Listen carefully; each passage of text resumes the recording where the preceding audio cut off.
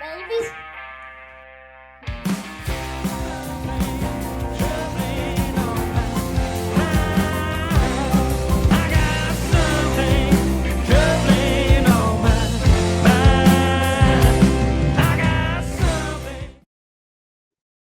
You want me to keep going?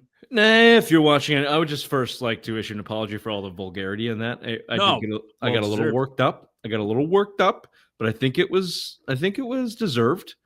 It was a really outlandish comment there from Joe. And when you mess with our boy Jack, we get a little antsy. We're like his three fathers. Yeah. whether he returns our emails and calls at this point or not, he's big timing us. No problem. We still got your back. That's what we do. Yeah, maybe he's baby daddying us and not returning our calls. Simple minds. Mm-hmm. Regardless, apologies if you're watching on YouTube. This is not the regular decor. However, I have he has a sweater on underneath. Magnetic button-down shirt. Have you ever seen that before? I don't think so. Nope, I don't think so. That's because your mother's been ruining too many of my button-downs, Raymond. I'm sorry. Apologies. That's how you set up a joke. Suck it, Langevin. New room for Bobby, which is always nice. Ray looks cute as a button. And he would also like to tell you about our friends over there. Absolutely, Richard. I love Boston sports or fan favorites. Go check them out. 250 Granite Street, Braintree, Massachusetts. Today they're doing a live signing with Pop Douglas. I believe next week they have Andy Borregales, the kicker. Andres is how you pronounce that. Well, yeah, but it's Andy on here. Then the following week, the second best corner in the league, Alex Austin.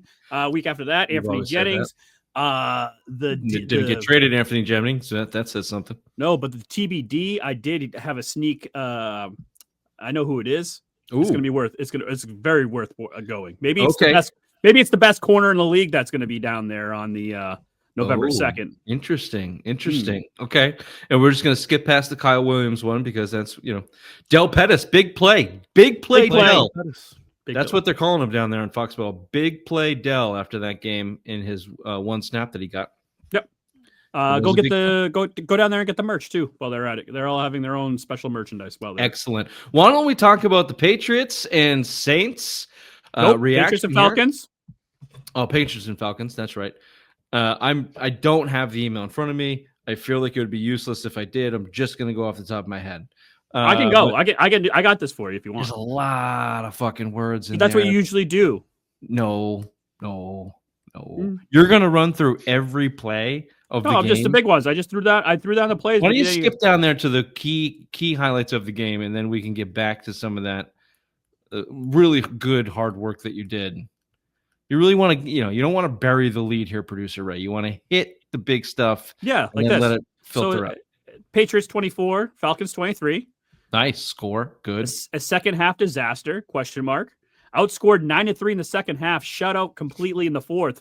Why can't they play a complete 60-minute game, Richard? That's an interesting question, and I love the fact that you put your thought into it. Here's how I actually want to do this. So the game turned on its head on Drake Maye's little lazy tiny boy digit fumble hands when the Falcons, not the Saints, went on to score before halftime. You were about to go up 3 scores before half. Send the Falcons on their way. Bench players can start the third quarter if they'd like to, but the game flips on its head with that Drake Maye bad fumble. And you have to, and this is clearly the worst game we've seen Drake Maye play against the Saints. Sorry, I keep going to Saints against the Steelers. Since the Steelers, sorry. With 2 fumbles, 1 lost, 1 baby carrot hands just dropped it. And then his worst interception we've seen since maybe the Tennessee game of last year, just throwing the ball to nobody. But yet they pull out the win. And I asked you this question, Bobby. Are you concerned about a regression in Drake Maye's play and or the league catching up to him and or a escalation in opponent? The Falcons did have the number 1 pass defense in the league.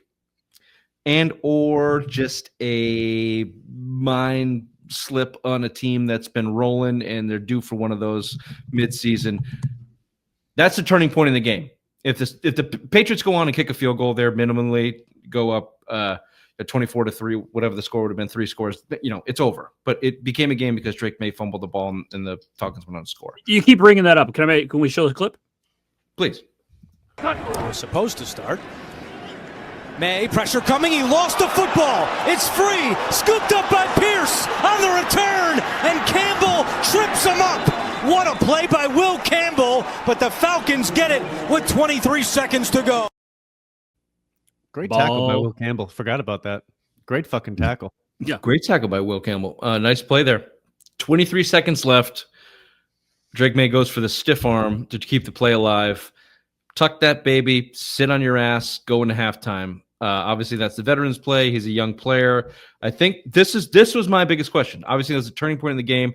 I'd like to get in and talk about the fact that they still won. I think that is a step in the right direction for a young team playing a real shitty game. Their quarterback, who's been carrying them, by all accounts, still played pretty well. But those turnovers in years past and earlier in this season would have cost them. It didn't this game. But let's start with Drake Maye, who's obviously the biggest story, Bobby. Does that fumble and interception in this game worry you that regression is in sight, or is it a one-off, or do you fall somewhere in the middle? It falls somewhere in the middle. I don't think it's regression. I think turnovers were going to come with him. He was going to make mistakes. We've all agreed that his pocket presence is by far his biggest area of improvement. Other people are calling it horseshit, but yeah, go on. He still made plays in the game. He pushed the ball down the field. He put points on the board. He had the confidence at the end to win the game, to still do what was needed on the final drive. He really didn't let it affect him. He threw the interception, but he was still willing to push the ball down the field. I don't call it regression. You got to learn to win when you don't bring your best stuff. It's still his second year. We know he's going to make mistakes, but these are the games that happen in late October, early November. Look across the league. Every game was wild. This is just one of those weeks that happened in pro football. Ray, tale of two halves is what you call this one. Drake Maye, not very strong. Do you think that it had affected him, his fumble and then interception? Did he look different to you? Do you have a bigger picture worry in mind for Drake Maye?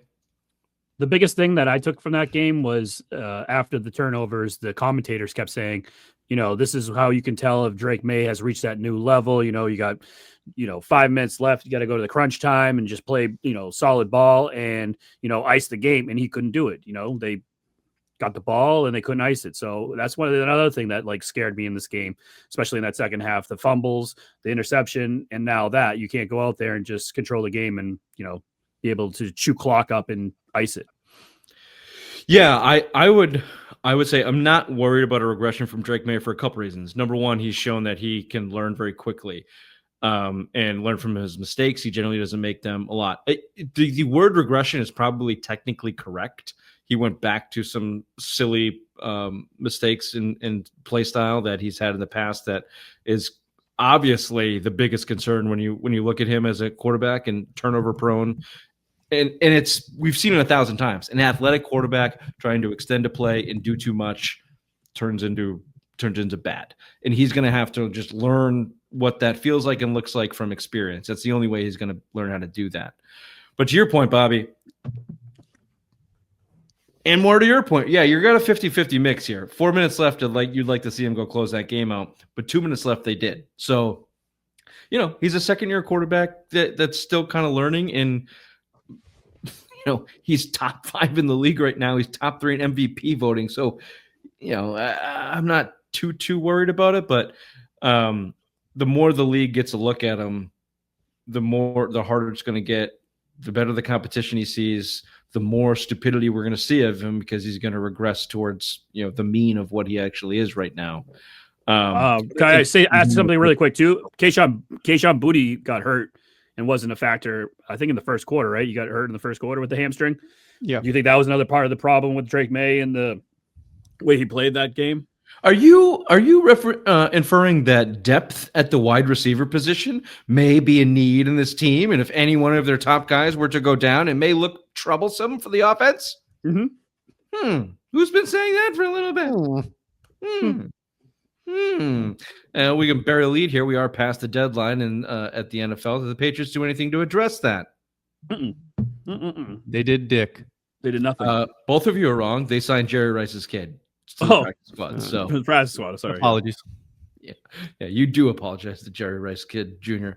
Fuck Jerry Rice's kid. He's a bum. He's going to play as many snaps for the Patriots as I do this year. Oh, God, I want one now. we need one. We need the over under Just one. one. Yeah, the over-under is 1, and it's going to be 0. I will tell you, Drake Maye's taking the most sacks in the league.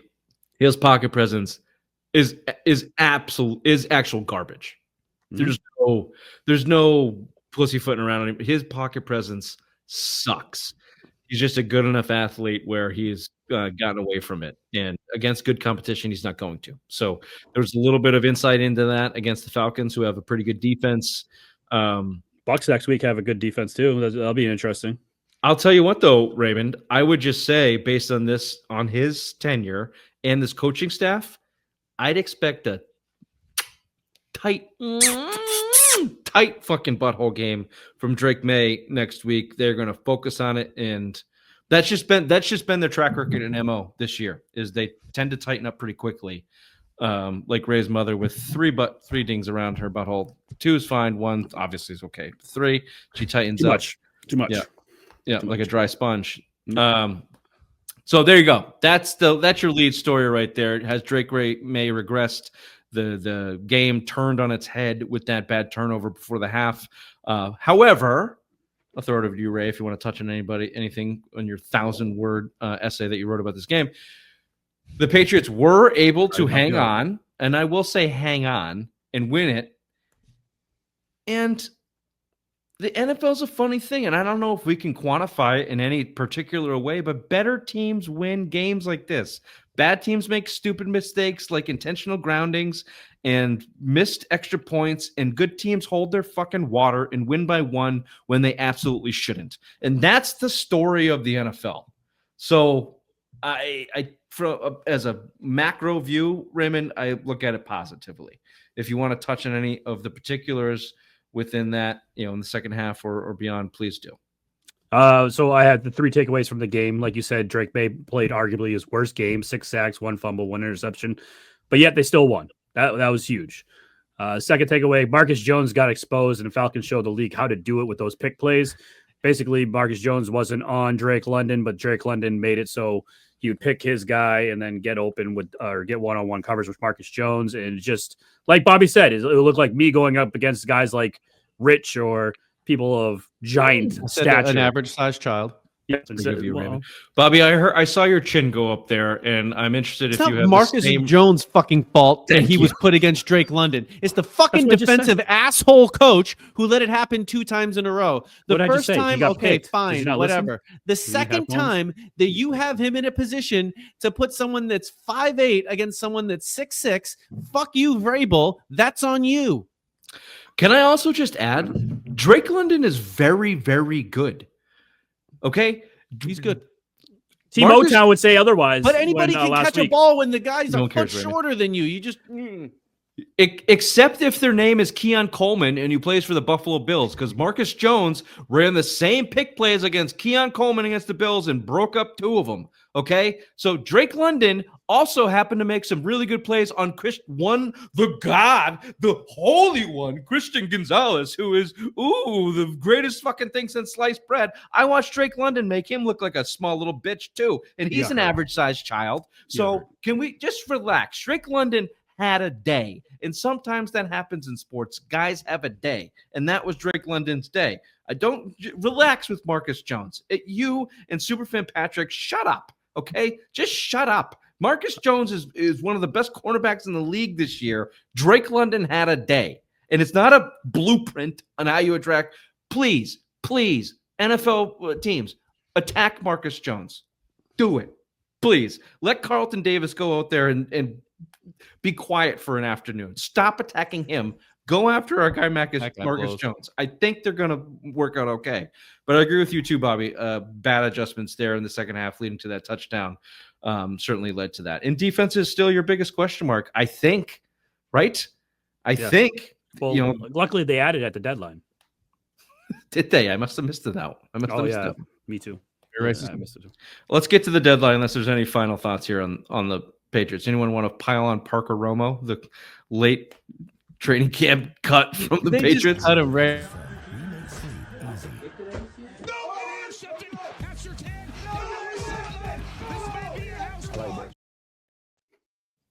Love it. Wide right. Laces out, Finkel. It's all coming up Vrabel. It's all coming up Vrabel. Mhm. I don't want to get too ahead of ourselves, but we've seen seasons like this where teams that are not supposed to do things all their way, and you get a little magic. Let's make a pack. Hmm? Patriots go to the Super Bowl. We just go. We don't have to attend the game. Let's just go to the city. Where's the Super? Where will we going? Where are we going? Nolans, Oh, Dallas. New Orleans, New yeah. Orleans. I get to see Dallas. Oh no, she's still not there. Dude, she's there. Okay, we'll find her. Of course. Yeah, sure. Pack done. Packed. Packed. Okay. Can't break it. Okay, Sure. Get that smirk off your face, Vine. it's not gonna happen. Someone's just gonna target Marcus Jones in the AFC Championship game, and they're gonna be. Yeah, exactly.